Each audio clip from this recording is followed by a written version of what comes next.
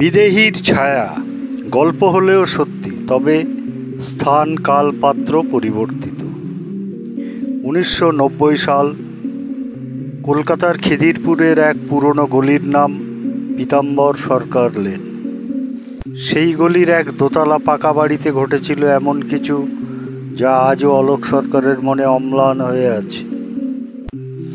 সেদিন সন্ধ্যায় তিনি ছিলেন ইভিনিং ডিউটি অফিসার। থানায় একের পর এক অভিযোগের ভিড়, চুরি, ঝগড়া, হুমকি, নিখোঁজ, এসব নিয়েই ব্যস্ত সময় পার করছেন। ঠিক সেই ব্যস্ততার মধ্যেই থানায় এলেন এক গম্ভীর চেহারার ভদ্রলোক, নাম অতুল মিত্র। ভদ্রলোক এক কোণে বসে বেশ কিছুক্ষণ অপেক্ষা করলেন। শেষে ধীরে ধীরে এসে দাঁড়ালেন অলোকবাবুর টেবিলের সামনে। সাহেব, আমাদের বাড়িতে কিছু অস্বাভাবিক ঘটনা ঘটছে গত কয়েকদিন ধরে, বললেন ভদ্রলোক শান্ত গলায়। অলোকবাবু চমকে তাকালেন। কী ধরনের ঘটনা? ভদ্রলোক বললেন, কে বা কারা আমাদের বাড়ির নিচতলার ছাদে বর্ধিত টালির ছাউনিতে দিনের বেলাতেই মাঝে মধ্যে ইটপাটকেল ছুটছে, কিন্তু আশ্চর্যের বিষয় কোনো টালিই ভাঙছে না, আর আমাদের অ্যালসেশিয়ান কুকুরটা ভয়ে গুটিয়ে আছে, যেন কিছু অদৃশ্য আতঙ্ক ঘিরে রেখেছে তাকে। কখনো ঘরের কোণার জিনিস নিজে থেকেই মেঝেতে পড়ে যাচ্ছে, আর সবচেয়ে অদ্ভুত, জল ভর্তি বালতি থেকে হঠাৎ করেই ছলকে পড়ছে জল, যেন ভেতরে কিছু একটা নড়ে উঠেছে। ভদ্রলোকের চোখে আতঙ্ক, অথচ কণ্ঠে ছিল নিরুত্তাপ দৃঢ়তা। অলোকবাবু একটু থেমে বললেন, এই ধরনের ঘটনার জন্য তো জিডি হয় না মশাই। কিন্তু অতুলবাবু নাছোড়বান্দা। অগত্যা অলোকবাবু বললেন, ঠিক আছে, একটি সাধারণ ডায়েরি করে রাখি। লিখছি, অজ্ঞাত ব্যক্তি ইট নিক্ষেপ করছে, যার ফলে মানসিক অস্থিরতা তৈরি হয়েছে। সেইখানেই থামেননি তিনি, বললেন, আগামীকাল সকালে আমি নিজেই একবার দেখে আসব। পরদিন সকাল 11টা নাগাদ অলোকবাবু এক সহকর্মীকে নিয়ে পৌঁছালেন পীতাম্বর সরকার লেনের সেই দোতলা বাড়িতে। ভদ্রলোক দরজা খুলে নিয়ে গেলেন দোতলায়। সিঁড়ি ভেঙে উঠতেই চোখে পড়ল একতলার টালির ছাদের উপর ছড়িয়ে ছিটিয়ে থাকা ইটের টুকরো।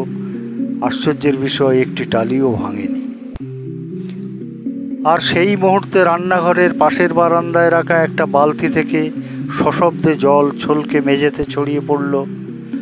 অলোকবাবু দ্রুত এগিয়ে দেখলেন বালতিতে স্রেফ জল, অন্য কিছু নেই। বাড়ির ভেতর ঢুকে সবাইকে নিয়ে বসা হলো একটি ঘরে। ঘরটি ছিল ঘুলঘুলিতে আলো পড়া শান্ত এক পুরনো ঘর। কোণায় কাঠের আলমারি, একটা খোলা আয়না, মাথার উপরে ধুলোর পরত ধরা সিলিং ফ্যান। গন্ধটা যেন কেমন একটা পুরনো কাঠ, পুরনো মানুষ, আর পুরনো দিনের স্পর্শে থাকা শোক। ঘরে বসেই সবাইকে জিজ্ঞাসাবাদ করছিলেন অলোকবাবু। ঠিক তখনই হঠাৎ ঠক করে একটা শব্দ। মাথা তুলে দেখেন আলমারির উপর থেকে একটা চশমার কাপ মেঝেতে পড়েছে। ভদ্রলোক সেটি তুলে নিয়ে ধীরে ধীরে মুছতে মুছতে বললেন, এটা আমার বাবার চশমা। ওনার স্মৃতিচিহ্ন হিসেবে আলমারির উপরে রেখেছিলাম।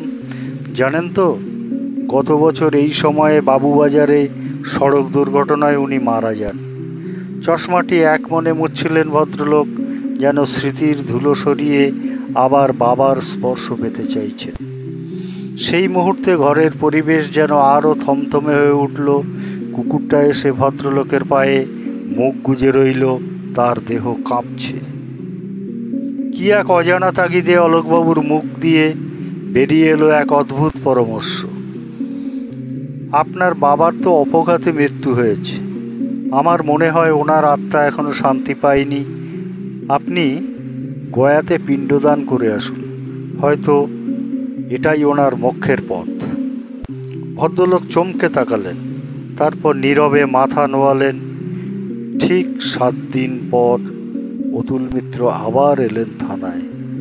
মুখে এক ধরনের অদ্ভুত প্রশান্তি।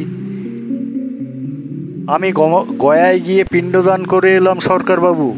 তারপর থেকে সব শান্ত, ইট ছোড়া বন্ধ, বালতির জল নিস্তরঙ্গ। আমার কুকুরটা আগের মতো স্বাভাবিক। মনে হচ্ছে বাবার আত্মা এবার শান্তি পেয়েছেন। অলোকবাবু চুপ করে শুনলেন, তারপর জানলার দিকে তাকিয়ে থাকলেন কিছুক্ষণ। রোদ মাখা কলকাতার আকাশে ভেসে বেড়াচ্ছে এক কুয়াশা মাখা প্রশ্ন, এই কি তবে শান্তি? নাকি প্রিয়জনের অপূর্ণ ইচ্ছাগুলো পথ হারায় না সহজে?